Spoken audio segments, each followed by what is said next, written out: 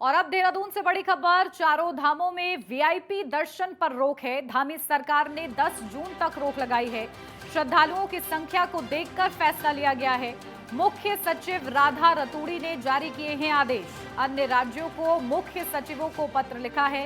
राधा रतूड़ी ने सहयोग करने की अपील की है। तो चारधाम यात्रा में आ रहे श्रद्धालुओं की स्क्रीनिंग स्वास्थ्य विभाग लगातार स्क्रीनिंग कर रहा है। स्वास्थ्य सचिव आर राजेश कुमार की अपील सामने आई है, जहां श्रद्धालुओं से गाइडलाइन का अनुपालन करने की अपील की जा रही है। अब तक 2,08,000 से ज्यादा श्रद्धालुओं की स्क्रीनिंग हुई है।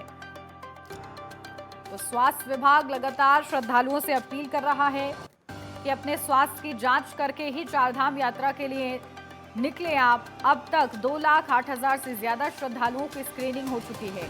तो चारों धामों में वीआईपी दर्शन पर रोक लगी है। तो धामी सरकार ने 10 जून तक रोक लगाई है। श्रद्धालुओं की संख्या को देखकर बड़ा फैसला लिया गया है। तो मुख्य सचिव राधा रतूड़ी ने यह आदेश जारी किया है। अन्य राज्यों को मुख्य सचिवों को उन्होंने पत्र लिखा है और सहयोग करने की अपील की गई है इस पत्र के जरिए। तो बिना रजिस्ट्रेशन के यात्रियों को रवाना ना किया जाए, ये अपील की गई है। चारधाम यात्रा में आ रहे श्रद्धालुओं की स्क्रीनिंग, जहां स्वास्थ्य विभाग लगातार स्क्रीनिंग कर रहा है। तो स्वास्थ्य सचिव आर राजेश कुमार की अपील, श्रद्धालुओं से गाइडलाइन का अनुपालन करने की अपील की गई है। तो अब तक करीब 2,08,000 से ज्यादा श्रद्धालुओं की स्क्रीनिंग हुई है।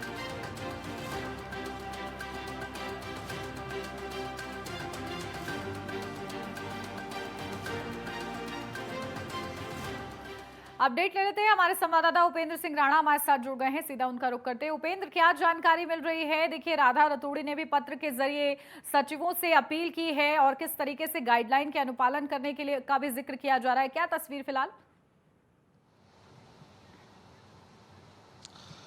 देखिए, बिल्कुल मुख्य सचिव की ओर राधा रतूड़ी की ओर से जिस प्रकार से चारधाम यात्रा में जो वीवीआईपी दर्शन जो होते थे उस पर फिलहाल 10 जून तक जो है वो रोक लगा दी है।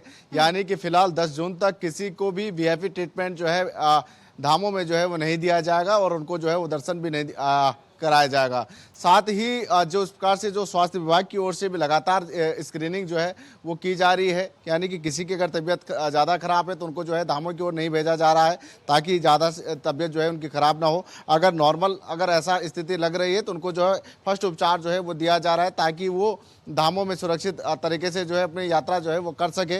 इन तमाम चीज़ों की व्यवस्था जो है स्वास्थ्य विभाग की ओर से भी जो है वो की गई है। और अगर चार धामों की अगर बात की जाए तो लगभग 34 लाख से ज़्यादा श्रद्धालुओं ने रजिस्ट्रेशन जो है वो कर दिए हैं और लगातार संख्या में जो है इजाफा लगातार जो है वो होता जा रहा है। फिलहाल जिस प्रकार से जो ऑफलाइन रजिस्ट्रेशन है उस पर फिलहाल के लिए जो है अभी आज के लिए रोक लगाई गई है। हो सकता है कि इस गाइडलाइन को जो है सरकार अभी आगे भी बढ़ा सकती है और ये भी हो सकता है कि आज फिलहाल फिर से जो है ऑफलाइन के रजिस्ट्रेशन जो है वो शुरू किया जा सकता है। इस पर भी अभी सरकार जो है वो मंथन करेगी, क्योंकि देखा यह जा रहा है कि ऑफलाइन रजिस्ट्रेशन के बंद होने से बद्रीनाथ धाम में जो है काफ़ी कम संख्या में यात्री जो है वो पहुंच रहे हैं और उसका जिस प्रकार से वहां पर व्यापारी और जो तीर्थ पुरोहित हैं उसका विरोध करते हुए भी दिखाई दे रहे हैं कि ऑफलाइन रजिस्ट्रेशन जो है वो बंद नहीं होना चाहिए और उसको खोल दिया जाए, ताकि यात्री जो है ज़्यादा की संख्या में जो है वो पहुँचें। तो इससे ये कहीं ना कहीं तीर्थ पुरोहित और व्यापारियों को देखते हुए सरकार आज जो है इस पर फैसला ले सकती है और जो ऑफलाइन रजिस्ट्रेशन है उसको खुलवा सकती है। दूसरा, जिस प्रकार से जो रजिस्ट्रेशन हो रहे हैं उसमें लगातार इजाफा हो रहा है। ये कह सकते हैं कि जिस प्रकार से जो भीषण गर्मी भी है उसके बावजूद भी यात्रा में किसी प्रकार की कोई रुकावट जो है वह नहीं देखी जा रही है। और अब जो यात्रा का जो पीक सीजन होता है जून जुलाई का जो महीना होता है, क्योंकि उसके बाद बरसात का महीना शुरू हो जाता है और बरसात ज़्यादा होती है तो भूस्खलन का खतरा ज़्यादा बना रहता है। तो ऐसे में ये 2 महीने जो है काफ़ी पीक होते हैं और ज़्यादा संख्या में जो यात्री हैं, जो श्रद्धालु हैं, वो अपना रजिस्ट्रेशन जो है वो कर रहे हैं और ज़्यादा की संख्या में श्रद्धालु जो हैं वो दर्शन कर रहे हैं। सबसे ज़्यादा अगर दर्शन किए जा रहे हैं तो केदारनाथ धाम में जो है ज़्यादातर संख्या में यात्री पहुंच रहे हैं। ज़्यादातर श्रद्धालु वहां पर जो है केदारनाथ के दर्शन जो है वो कर रहे हैं और देखा जा रहा है कि पैदल मार्ग से लेकर हेली सेवा से जो है लगातार यात्रियों का जो जमावड़ा है केदारनाथ में जो है वो लगा हुआ, लंबी कतारें जो है लगी हुई है। हालांकि अब जिस प्रकार से जो वीआईपी दर्शन जो अब बंद हो गए हैं, तो ऐसे में कहीं ना कहीं यात्रियों को भी इसका फायदा जो है वो जरूर मिलेगा कि जो सुबह 3 बजे या 4 बजे से जो लंबी कतारों में दर्शनों के लिए लगे हैं, तो ऐसे में कहीं ना कहीं दर्शनों में किसी प्रकार का कोई व्यवधान जो है वो नहीं देखा जाएगा, क्योंकि देखा जाता है कि बिल्कुल। जब और वीआईपी दर्शन उपेंद्र के देखिए लिए किस श्रद्धालु वहां तरीके पर से पहुंचते हैं स्क्रीनिंग तो फिलहाल कुछ वहां पर समय जो है श्रद्धालुओं की चल रही है, उसकी क्या व्यवस्था है, कितनी सुचारू रूप से वो स्क्रीनिंग चल रही है?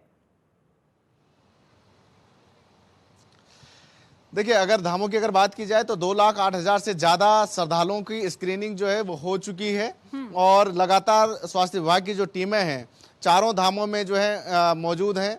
अस्थायी रूप में जो जिस प्रकार से अस्पतालों की व्यवस्था जो है वहाँ पर की गई है कि अगर किसी की तबीयत अगर ज़्यादा खराब होती है तो वहाँ पर फर्स्ट उपचार जो है उनको यात्रियों को जो है वो मिल सके, तो धामों में अस्थायी रूप में जिस प्रकार से जो है अस्पतालों की व्यवस्था की गई है। खास तौर पर अगर दिक्कत अगर ज़्यादातर जो श्रद्धालुओं को अगर हो रही है तो केदारनाथ धाम और यमुनोत्री धाम, क्योंकि ये दोनों धाम ऐसे हैं जहाँ पर पैदल जो है रास्ता तय करना पड़ता है।